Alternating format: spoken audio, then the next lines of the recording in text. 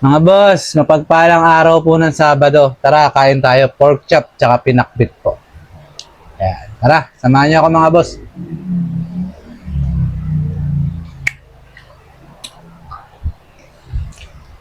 Kaya mga boss, ano pong ulam niyo ngayon?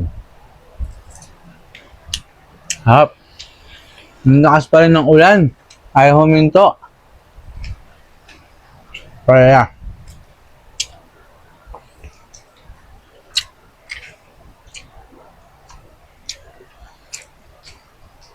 Nakaka-calorie deficit tayo ngayon mga bossing. So, tinimbang natin yung pagkain.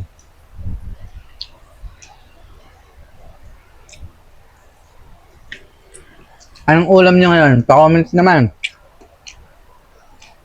Ayan. Balance lang dapat. May gulay, may meat, tsaka konting kanin. Ang gulay, fresh na fresh. Ang lakad nyo ngayon? Hindi ba kayo mamasyal?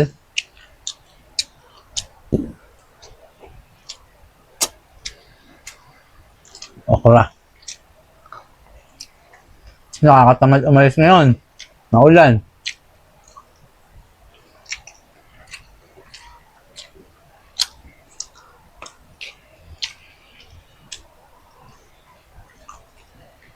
Pag umiidad na mga boss, dapat balance diet lang. Mahirap magkasakit. Kaya ako lagi ko sinasamahan ng gulay. Para balance lang. Diba?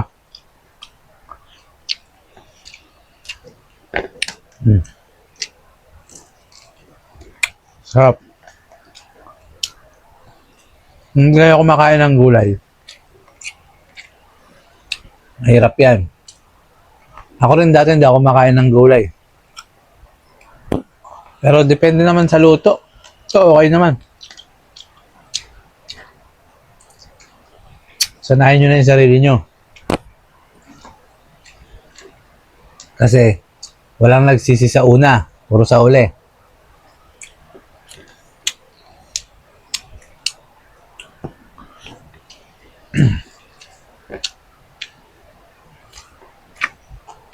Sarap. Bagay na bagay yung gulay sa pork chop.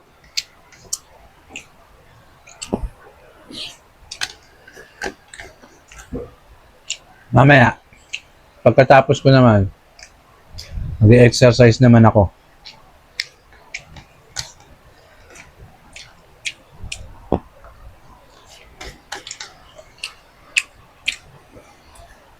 Sitaw.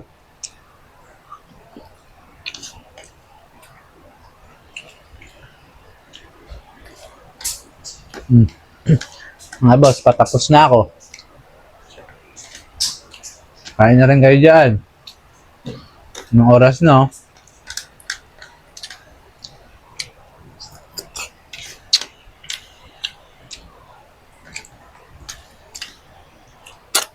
Gusto ko pa sana magkanin.